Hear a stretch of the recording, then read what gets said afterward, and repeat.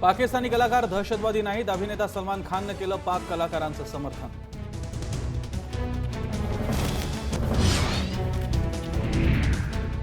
पाकिस्तानला आणखी एक झटका, सार्क परिषदेत सहभागी न होण्याचा श्रीलंकेचा निर्धार. 5 देशांच्या नकारामुळे इस्लामाबाद बंद सार्क परिषदेचं कवित्व संपलं. राष्ट्रीय रायफल्सचा जवान चंदू चव्हाण चुकून LOC पार. जवानाला भारतात परत आणण्यासाठी वाटाघाटी सुरू. मुख्यमंत्र्यांनीही घेतली गृहमंत्र्यांची भेट. पाकिस्तानकडून पुन्हा शस्त्रसंधीचं उल्लंघन. अखनूर सेक्टरमध्ये नियंत्रण रेषेजवळ रात्री 12 ते 2च्या दरम्यान पाकिस्तानकडून गोळीबार. भारतीय सैन्याचं चोख प्रत्युत्तर. भगवानगडावरच्या दसरा मेळाव्याचा वाद आणखी चिघळला. गडाचे महंत नामदेव शास्त्रींविरुद्ध गुन्हा दाखल. केज पंचायत समितीच्या सदस्याला मारहाण केल्याचा आरोप.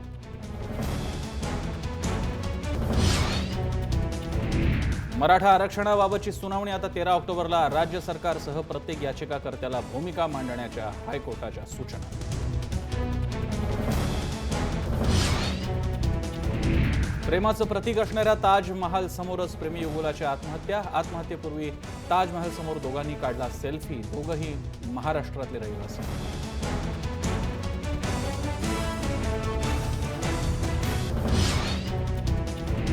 मुंबईकरांनो सावधान, डेंग्यूचा विळखा वाढतोय. सामान्य नागरिकांसह सायन आणि KEM मधल्या 17 डॉक्टरांना डेंग्यूची लागण.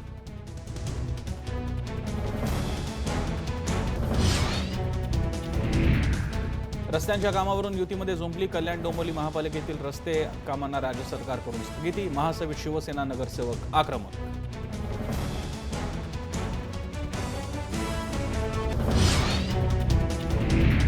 ऑक्टोबर ठरणार महाबँक हॉलिडे. दसरा आणि दिवाळी सणांमुळे बँका 11 दिवस राहणार बंद.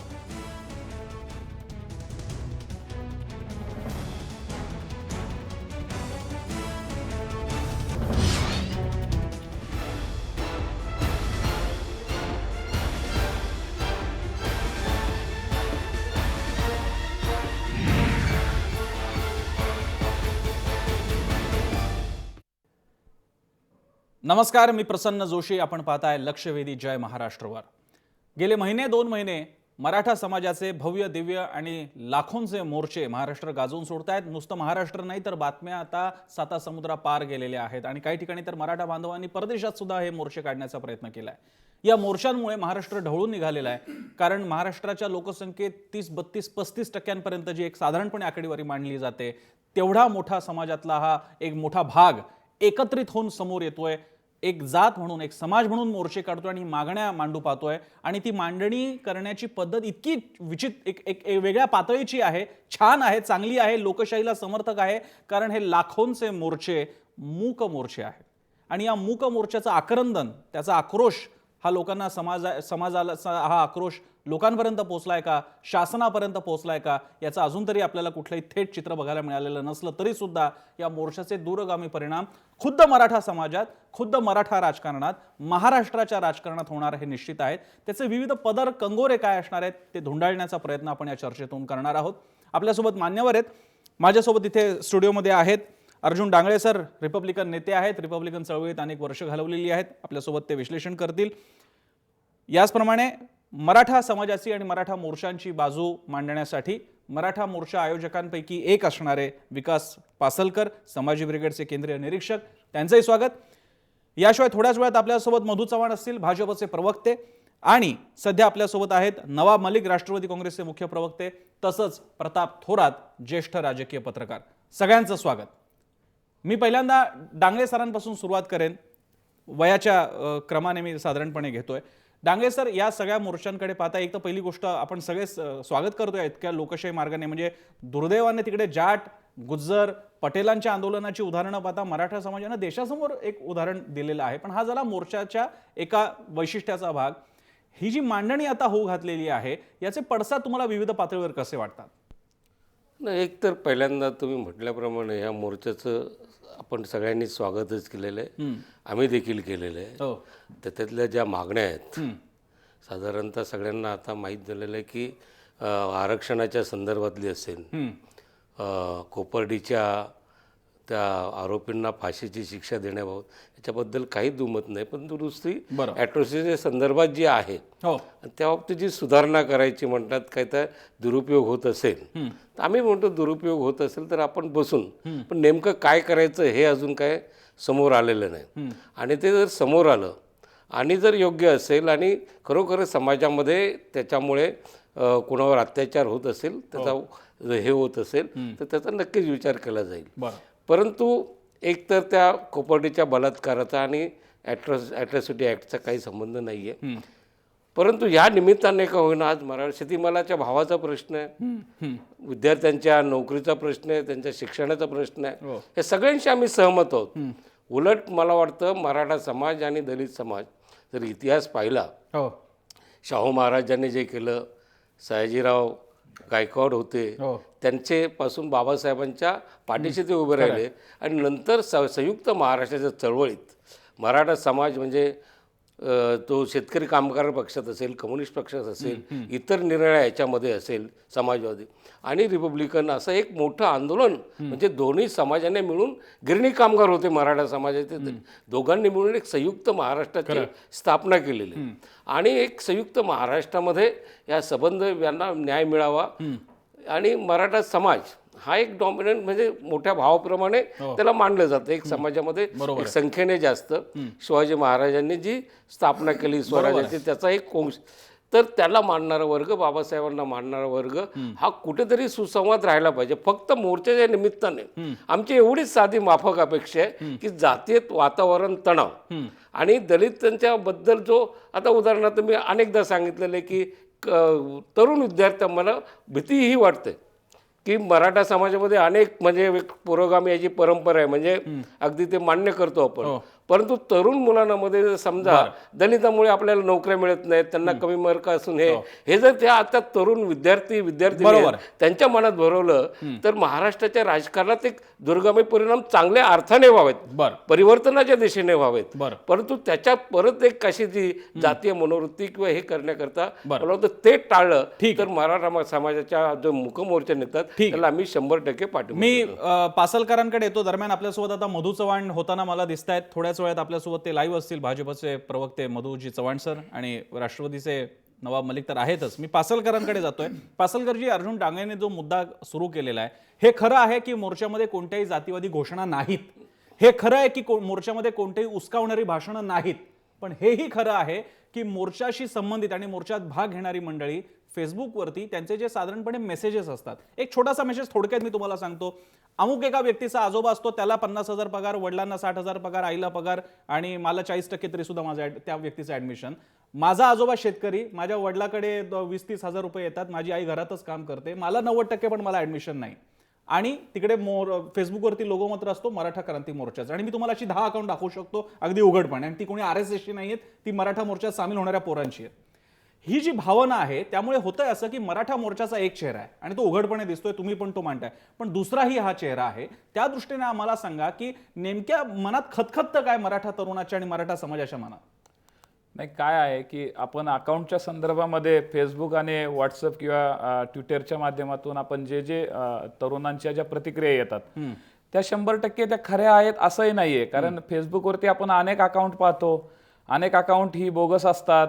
त्या ठिकाणी व्हॉट्सअपवरती सुद्धा वेगवेगळ्या अकाउंट्स मधून चर्चा केली जाते आणि ती चर्चा एका ग्रुपवरनं वेगवेगळ्या ग्रुपवरती होत असते. त्यामुळे तरुणांच्या मनामधील भावना ही जरी अशी असली किंवा मी तुम्हाला सांगतो, मी जय महाराष्ट्र आमचा चॅनल असेल किंवा मी बाकीचे चॅनल मॉनिटर करतो, कारण या एवढं मोठं आंदोलन आहे की सगळे चॅनल मॉनिटर करावे लागतात.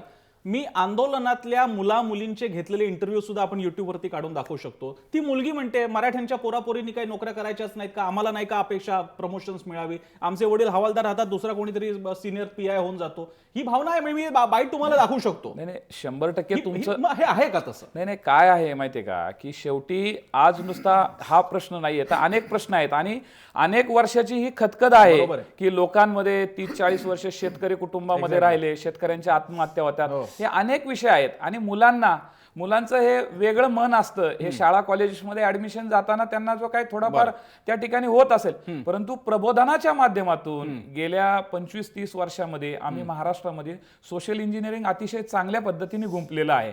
आणि म्हणून बहुजन समाजामध्ये संपूर्ण एक समाज एक संघ राहिला पाहिजे.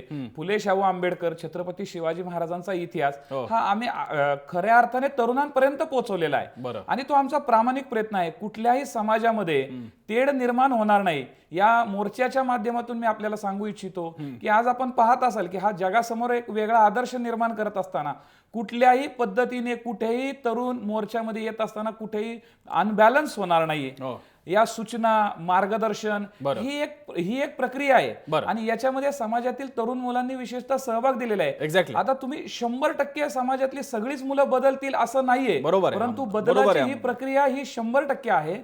समाजामध्ये बदल होतोय आणि त्याचं उलट स्वागत केलं पाहिजे. कारण काय होतं की आजपर्यंत आपण 40-50 वर्ष मागे गेलो तर कुठल्याही समाजाचे किंवा कोणाचे मोर्चे निघाले, मी असं म्हणणार नाही, मग त्या ठिकाणी मराठा समाजाच्या वेगवेगळ्या आंदोलनाच्या माध्यमातून होत असतील, परंतु मग त्यामध्ये काय होतं, कशा पद्धतीने मोर्चेकरी काय काय करतात, कसा कायदा हातामध्ये घेतात, कशी कायदा सुव्यवस्था बिघडती, हे आपण पाहत असताना उलट तुम्ही या महाराष्ट्रामधील विशेषतः तरुणांची जी संख्या आहे ती बहुतांश तरुणी या ठिकाणी येत आहेत. आणि त्याचं मुख्य कारण असं आहे की हा काय कुठल्या जातीच्या विरोधामध्ये आहे म्हणून ही भावना नाहीये, तर ही भावना आहे की आम्हाला आरक्षण मिळत नाहीये. अनेक वर्षाचा हा आमचा संघर्ष आहे आणि अनेक मुख्यमंत्री असू देत या राज्यामध्ये गेल्या 15-20 वर्षामध्ये आरक्षणासाठी वेगवेगळ्या वेळेस आंदोलनं केलेली आहेत आणि ती आंदोलनं होतात, शेवटपर्यंत जातात आणि समाजाला त्या ठिकाणी आरक्षण मिळत नाही.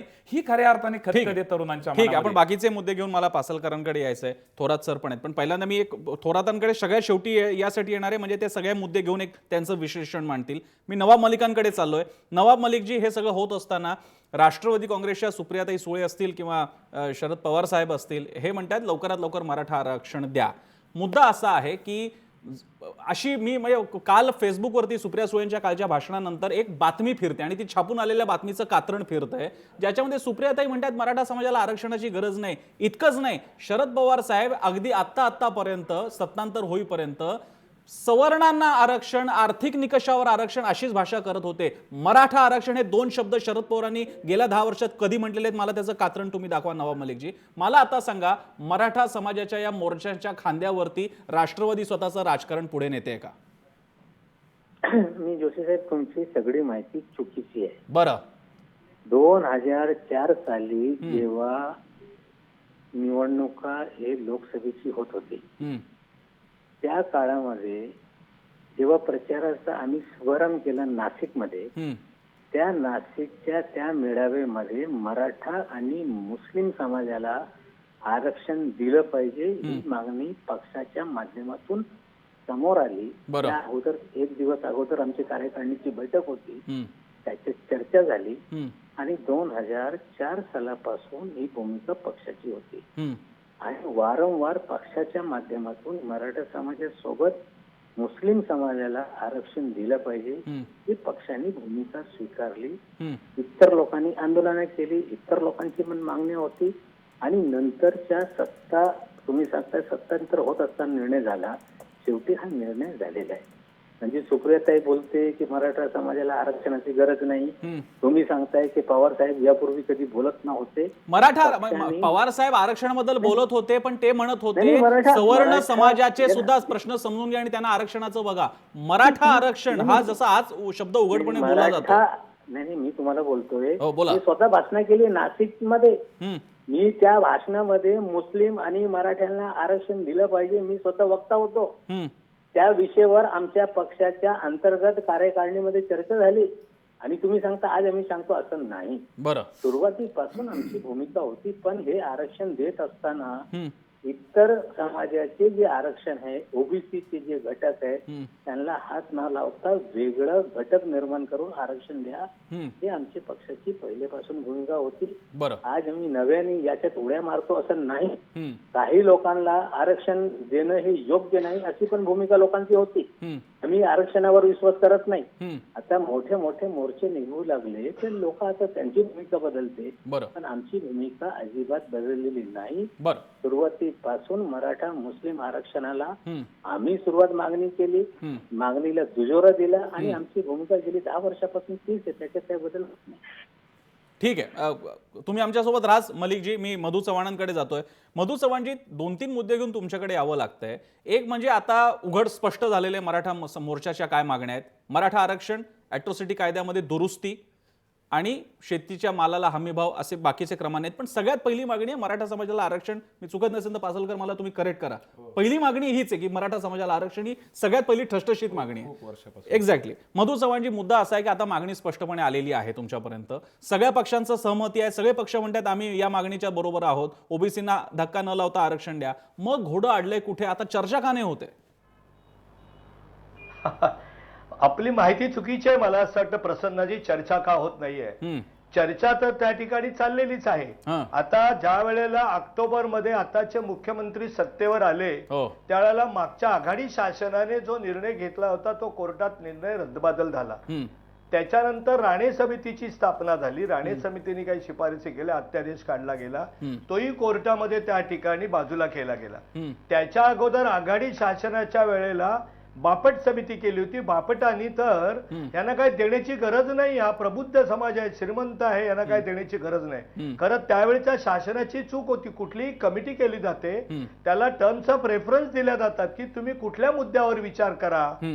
ज्या वेळेला ज्या अर्थी बापट त्या निष्कर्षाला आले होते किंवा ह्यांना देण्याची गरज नाही, त्या अर्थी त्यांची, आता मी राजकीय विचाराने प्रेरित होऊन बोलत नाही. बरं. माझे मित्र नवाब म्हणाले की 2004 साली, आता माननीय पवार साहेब म्हणतायत जाणते राजे आहेत महाराष्ट्राचे त्या ठिकाणी की त्यांना लगेच द्या. मग माझा साधा एक प्रश्न आहे, मी राजकारण नाही करत इच्छित. 15 वर्ष तुमचं राज्य होतं. आज ज्या तुम्ही त्या ठिकाणी सगळ्या सूचना, मार्गदर्शन, तत्वज्ञान सगळं आम्हाला सांगताय, ते 15 वर्ष तुमचं राज्य होतं. त्याचा नीट अभ्यास करून आपण का दिलं नाही?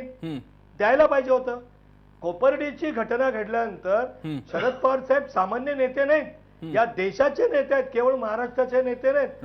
त्यांनी पहिल्यांदा त्या ठिकाणी वेगळी भूमिका घेतली आणि दलित समाजामध्ये असंतोष निर्माण होते पाहिल्याबरोबर वेगळी भूमिका घेतली.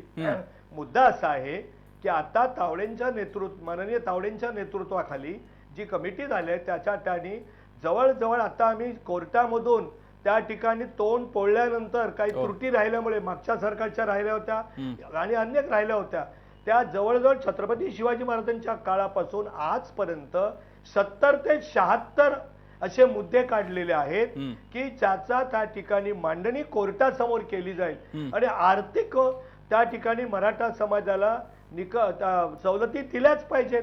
त्याचबरोबर आता एक मंत्री गटाची स्थापना केली जाणार आहे की ज्याच्यामध्ये दोन्ही विरोधी पक्ष नेते असतील, काही मान्यवर असतील, सगळ्यांनी मिळून मार्ग सुचवला पाहिजे.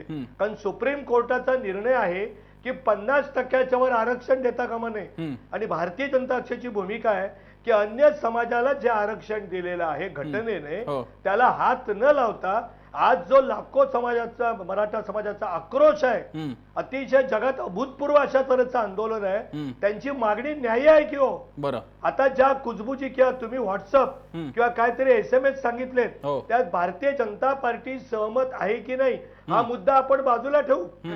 पण असंतोष तर आहे ना, सरकारी नोकऱ्यांमध्ये आहे, पोलीस खात्यामध्ये आहे, अनेक ठिकाणी आहे, तो असंतोष आहे.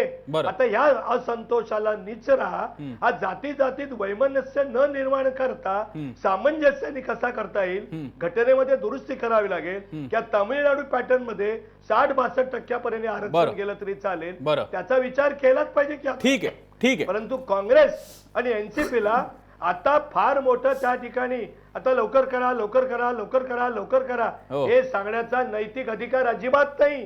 ठीक आहे. 15 वर्ष तुमचं शासन आहे. आणि एक मुद्दा प्रसन्न, बोला. मराठा समाजामध्ये केवळ मुठभर लोक श्रीमंत आहेत आणि शिक्षण सम्राट, साखर सम्राट हे यांच्याच झाले. यांच्या मराठा समाजातल्या शिक्षण सम्राटाने किती सामान्य मराठा समाजात जन्माला आलेल्या व्यक्तीला त्या ठिकाणी लाखो करोडो रुपये न घेता इंजिनिअरिंगला, MBBS ला, डेंटिस्टला ऍडमिशन दिलंय का हो? बरं. जरा 4 तरी सांगावीत ना ठीक आहे की या 100 पैकी ठीक आहे 4 मधु चव्हाणजी, मी तो मराठ्यांना मुद्दा दिले. घेणार आहे, तो मी पासलकरांसाठी ठेवलेला आहे. मला हा मुद्दा विचारायचा आहे. हा अनेक ठिकाणी मुद्दा उपस्थित झालेला आहे. हे मोर्चे रस्त्यावरती येत आहेत, चांगली गोष्ट आहे, पण हे मोर्चे असे साखर सम्राट, शिक्षण सम्राटांच्या दारी का नाही धडकत? काही नाही तर किमान ती मंडळी ज्यावेळी मोर्चात सहभागी व्हायला येतात त्यावेळी त्यांना रोखत का नाहीत? कारण याच मंडळीने तर आपल्या प्रचंड मोठ्या शिक्षण संस्थांमध्ये प्रवेश दिला नाही त्या मुलांना. हे मुद्दे मी घेणार आहेत कारण सगळ्यांच्या मनातले प्रश्न आहेत, पण तो थोडासा नंतर ठेवूयात. मी प्रताप थोरातांकडे जाण्यापूर्वी जातोय डॉक्टर DN महाजनांकडे. समता परिषदेचे सचिव आहेत आणि आपल्याला कल्पना आहे नाशिकमध्ये आता पुढच्या काही दिवसातच येऊ घातलेला आहे ओबीसी मोर्चा मोठा आयोजित होणार आहे. महाजनजी, यामध्ये एक मुद्दा येतोय मराठा आरक्षणाचा. हा आरक्षण ओबीसीच्या आरक्षणाला धक्का न लावता पुढचं आरक्षण अशी मांडणी आहे. असं देता येतं की नाही? म्हणजे एका जातीला ओबीसी ठरवायचं आणि तिचं वेगळं आरक्षण, असं भारतात कुठे झालं असल्याचं उदाहरण माझ्या ऐकिवात नाहीये. या बाबतीत ओबीसी समाजाचे प्रतिनिधी म्हणून तुम्हाला काय वाटतं? ओबीसी समाजाचा प्रतिनिधी म्हणून समता परिषदेचा कार्यकर्ता म्हणून हो साहेब, सर्वात पहिले समता परिषदेने जाहीर केलं आहे की त्यांची भूमिका अशी आहे की मराठा समाजाला आरक्षण मिळालंच पाहिजे. बरं. कारण जसे इतर समाजामध्ये खूप दुर्बल लोक आहेत तसे मराठा समाजामध्ये सुद्धा गावोगावी खेड्यापाड्यामध्ये मराठा समाजाचे लोक अजूनही मजुरी करणारे लोक आहेत. हो आणि यांना आरक्षण मिळायला पाहिजे अशी आमची पहिल्यापासून भूमिका आहे. फक्त आमचं एकच म्हणणं आहे की आम्हाला जे आरक्षण मिळालेलं आहे ओबीसींना, त्याच्यामध्ये 350 जवळपास जाती आहेत. कमी जास्त 1-2 होत राहतात.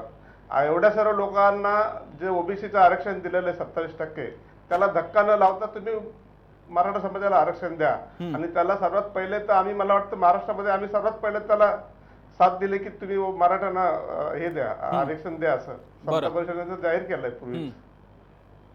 पण मग महाजनजी, आता मोर्चा काढण्याचं काय कारण आहे? तुम्ही मोर्चा काढताय तो नेमका कशासाठी? आता ओबीसीचा काहीच मुद्दा उपस्थित झालेला नाहीये. नाही, ओबीसीची जे आता मोर्चा काढलेला आहे, आम्ही आपल्या व्हॉट्सअप ग्रुपचे मेसेज बघा, आमच्या सर्व पोस्टर्स बघा, आमच्या कार्यकर्त्यांचे भाषण बघा, की त्यांचं म्हणणं आहे की भुजबळ साहेबांवर जी अन्यायकारक कारवाई झालेली आहे ती कारवाई मागे व्हायला पाहिजे. त्यांच्यावर जो राजकीय हेतूने प्रेरित असं त्यांना आतमध्ये टाकलेलं आहे. हा सर्व मुद्द्यासाठी आम्ही तो जो नाशिकचा मोर्चा आहे त्या माळी समाजाने ओबीसी समाजाने एकत्र येऊन तो मोर्चा काढायचं नियोजित केलेलं आहे. त्याच्यामध्ये मराठा आरक्षणाचा किंवा मराठा मोर्चाचा मला वाटतं काही संबंध नाही आणि तो लावू नये अशी माझी विनंती आहे. बरं, ठीक आहे महाजनजी, मी तुमच्याकडे सुद्धा परत येईन. आता मी प्रताप थोरातांकडे येतो. प्रताप थोरातजी, मोर्चाचे विविध कंगोरे, दलितांचं एक वेगळं म्हणणं आहे, ओबीसींचं काही एक म्हणणं आहे की आरक्षण द्यायला हरकत नाही पण ओबीसींच्या आरक्षणाला धक्का लावू नका. हे नेमकं कसं शक्य होणार आहे माहित नाहीये. कारण ओबीसीची संख्या वाढवता येईल, ओबीसी आरक्षण वाढवता येईल. मराठा ओबीसी नावाचं वेगळं आरक्षण, एका जातीला ओबीसी ठरवून वेगळं आरक्षण, अशी पद्धत कुठे भारतात नाहीये. या सगळ्या विषयाकडे तुम्ही कसं पाहता? याच्यातलं पहिली गोष्ट अशी की सत्यशोधक समाजाच्या चळवळीच्या नंतर हो मी सगळ्या बहुजन समाज नंतरच्या काळात एकत्र राहिला नाही. कारण त्या चळवळीला दुर्दैवानं जातीचं म्हणजे ब्राह्मणेतर चळवळ असं स्वरूप आलं. हा त्याच्यातला दुर्दैवाचा बघता, कारण जातीच्या विरोधात असायचं काही कारण नव्हतं की ब्राह्मण समाजातले अनेक पुरोगामी मंडळींनी ही चळवळ पुढे नेण्यासाठी मदत केली होती, सक्रिय होते. त्यांनी त्यांच्या समाजाचं सुद्धा त्यांना अग्निदिव्यातून जावं लागलं होतं, प्रामाणिकपणानं त्यांनी केलं. त्याच्यातला दुसरा भाग असा होतो की त्याच मराठा समाजाचा विचार केला तर मराठा समाजाचे जे काही फायनेस्ट आवर आहेत, म्हणजे उदाहरणार्थ शाहू महाराजांनी कर्मकांडातून ते नंतर वेदोक्त पुराणोक्त झालं, किंवा पद्मश्री विखे पाटलांच्या सहकार चळवळीचं त्यांनी जे मोरकेपण केलं त्यावेळेला जी 30 डिसेंबर 1950ला सहकारी कारखान्यात आलेली साखर बाहेर, त्याच्यानंतर समजा ही ठळक काही उदाहरणं देतो, सगळीच उदाहरणं नाही येते. किंवा वसंतदादा पाटलांनी इंजिनिअरिंग कॉलेजेसना ज्या परवानगी दिल्या, खाजगी इंजिनिअरिंग कॉलेजेस, की बाबा ठीक आहे नोकऱ्या नसतील पण बेकार BA-BCom निर्माण होण्यापेक्षा बेकार इंजिनियर निर्माण झालेले बरे. त्याच्यानंतर पुढं इतरांनी काम करायचं असतं की क्वालिटीचं एज्युकेशन तिथे करावं, ते झालं नाही, दुर्दैवाचा भाग आहे. त्यावरती नंतरच्या सेक्टरमध्ये येऊ आपण. तशातलं ही मराठा मुलं जी रस्त्यावरती आली, हा सुद्धा एक फायनेस्ट आवर आहे असं मी मानतो. याचं कारण या मराठा मुलांच्या आधीच्या पिढ्यांनी जी महाराष्ट्रातील 150-200 मराठा घराणी आहेत की ज्यांनी मराठा समाजाचा वापर केला स्वतःचा सत्ता भोगण्याकरता किंवा स्वतःची घराणी स्थिरस्थावर करण्याकरता, नवीन घराणी निर्माण करण्याकरता, ती वेठभगार म्हणून त्यांना वापरलं आधीच्या पिढ्यांना. त्या वेठभगारीतून मुक्त झालेत असं सध्या वाढणारं चित्र आहे. त्यामुळे वारुळातनं जशा मुंग्या बाहेर पडाव्यात तसा हा तरुण वर्ग बाहेर पडतोय, प्रामाणिकपणे पडतोय. त्याच्यामध्ये कुठंही अप्रामाणिकपणा दिसत नाही. शांतता मार्गानंच मोर्चे आहेत. ही अवघड गोष्ट आहे फार. एवढे आता 20-25 मोर्चे झाले आणि त्याच्यामध्ये कुठेही त्यांनी गालबोट लावलं नाही शांततेला. अतिशय महत्त्वाची गोष्ट मला वाटते, कारण कुठेही ठिणगी पडून भडका उडू शकत होता. नंतर त्याच्यामध्ये त्यांची साफसफाईची एक ब्रिगेड पाठीमागं असते. त्यांनी मोर्चे कसे काढावेत त्याचा आदर्श नवा महाराष्ट्रामध्ये निर्माण केला. एक आता त्याच्यातला पण दुर्दैवाचा भाग असा आहे, मराठा नेत्यांनी त्यांच्या आरक्षणाच्या मागणीचं काही फारसं इकडं आधी केलं नाही, हा भाग. आणि दुसरा भाग असा की पुरोगाम्यांनी कसं केलंय की व्ही.पी. सिंगांनी स्वतःच्या राजकीय फायद्याकरता हा मंडलचा विषय वापरला, राजकीय हत्यार म्हणून वापरला. कमंडलला सह देण्याकरता वापरलेले हत्यारे. अनेक पुरोग्यांना, अनेक दलित चळवळीतल्या लोकांना दुर्दैवानं व्ही.पी. सिंग हे क्रांतीचे अग्रदूत वाटले. तसं नव्हतं. ते येणाऱ्या अराजकाचे अग्रदूत होते व्ही.पी. सिंग. व्ही.पी. सिंगांचं या निमित्ताने अनालिसिस झालं पाहिजे. त्यांनी केलेल्या या चुकीच्या कॉन्ट्रिब्युशन यांनी जो ओबीसीचा पेटारा उघडला त्याच्यातच तर मागणी केली जाते आता मराठ्यांची. उलट क्रांतीचे अग्रदूतच आहे. मराठा क्रांती मोर्चाचे पहिले नायक व्ही.पी. सिंगच ठरतात. मग तुम्ही म्हणता की नाही, ते उलट विनाशाचे अग्रदूत आहेत. त्याचं कारण असं की परवा तुमच्या 15 दिवसाच्या पूर्वीच्या कार्यक्रमात सांगितलं, मुलांचा प्रामाणिकपणा अत्यंत योग्य आहे आणि लॉजिकल आहे. म्हणजे तुम्ही ओबीसी समाजांना जर देत असाल तर मराठा समाजाला द्यायला काय वाईट, हे लॉजिकल आहे. परंतु अलीकडच्या काळात आलेली जी जजमेंट आहे सुप्रीम कोर्टाची आणि हायकोर्टाची, कुठल्याही सरकारच्या हातात नाही ही आरक्षण देणं. हे कोर्टच लावणार आहेत. आणि सामाजिक मागासले पण हाच निकष आहे. आर्थिक मागासले पण हा निकष नाहीये त्याच्यात घटनेच्या. ते चुकून काहीतरी मिक्स करून लोकांना मिसलीड करण्याचं काही कारण नाहीये. करू नये, मुलांनी मिसलीड होऊ नये. याच्यामध्ये काय होणार आहे, मी त्यावेळेला 15 दिवसापूर्वी बोलताना सांगितलं की आरक्षणाचा पोपट मेलेला आहे. फक्त तो मेलेला आहे हे सांगण्याचं राजकीय नेत्यांना धाडस नाहीये आणि ते कुणी शांतपणानं समजावून गेले असे शिक्षक नसते. हा त्याच्यातला भाग. त्याच्यातला दुसरा भाग आता येतो की आता मराठा नेते हे चोर पावलांनी शिरलेत मराठा संघटनांच्या ह्याच्यामध्ये एक. आणि याच्यामध्ये तुम्हाला प्रामाणिकपणानंच बघावं लागेल. मुलांच्या मनाशी खेळ करू नका सांगावं लागेल. एक्झिक्युटिव्हचे अधिकार नाही, ते ज्युडिशरीचे अधिकार आहेत. आणि आणि आता समजा त्याच्यातले दुसरं एक अभिनंदन केलं पाहिजे की दलित संघटनांनी प्रतिमोर्चे काढलेले नाहीत. या पोक्तपणा दाखवला. आता त्याच्यातला ओबीसी समाजानं जो मोर्चा काढतायत एका राजकीय नेत्याच्या असं त्यांनी आताच सांगितलं, परंतु त्यांनी याला जोडूनच काढलंय ना, याला जोडून या सगळ्या गदारोळात आहे. तर त्याच्यामुळं नाही. पण एक फक्त छोटीशी दुरुस्ती थोराजी, हे खरंय दलितांनी मोर्चे काढलेले नाहीत. एक छोटासा मुद्दा मोर्चा औरंगाबादमध्ये झाला, तो सोडून देऊयात हवं तर. पण दलित समाजातले इंटेलेक्च्युअल्स, विद्यार्थी, कार्यकर्ते हे फेसबुक, कारण हे फेसबुक आपल्याला सिरियसली घ्यावं लागणार आहे या पुढच्या काळामध्ये, त्याच्यामध्ये मोठ्या प्रमाणात अॅट्रॉसिटीच्या बाबतीतल्या पोस्ट फिरतायत, उदाहरणं दिली जात आहेत, मांडणी केली जाते, किती कायदे गुन्हे झाले, सोडवले गेले, खोट्या किती होत्या, काय होत्या, याची आकडेवारी त्यांच्याकडनं येते. तो आवाज सायलेंट नाहीये.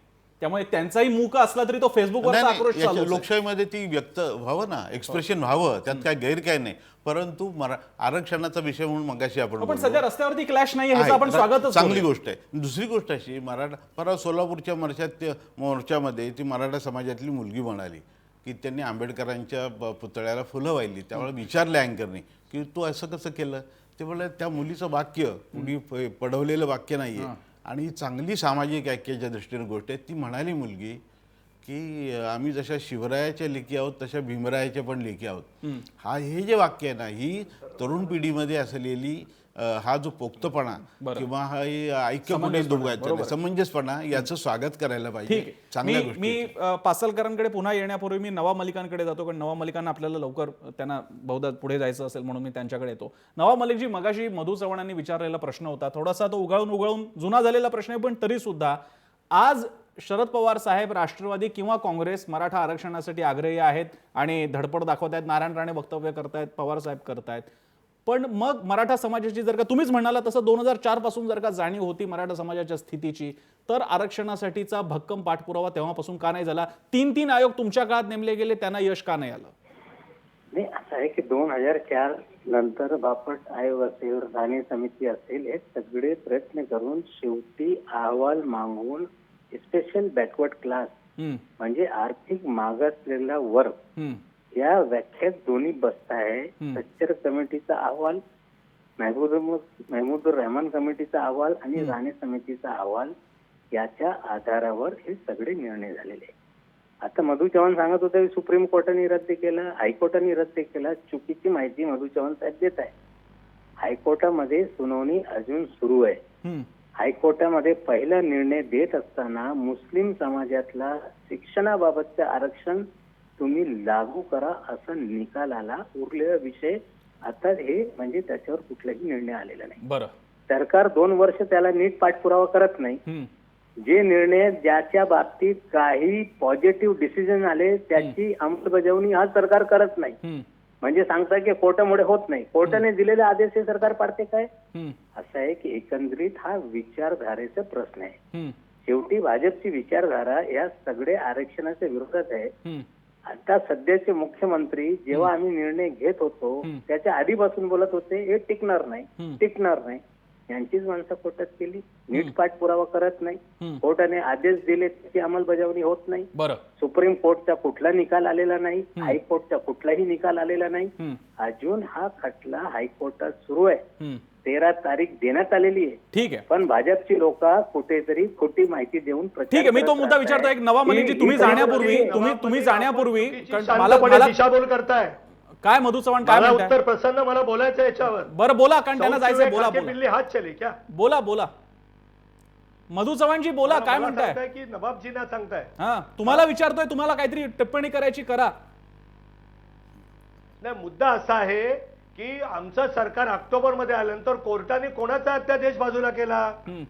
त्याच्यानंतर राणे समितीचा कोणाचा अध्यादेश बाजूला केला? तुम्ही विधानसभेमध्ये त्रुटी राहिल्या होत्या. कायदा झालेला नाही, अध्यादेश काढलेला गेलेला आहे. बरं, आणि सुप्रीम कोर्टाचा मी उल्लेख केला तर सुप्रीम कोर्टाने 50% वर आरक्षण देता येणार नाही हा मी इन जनरल मुद्दा सांगितलाय.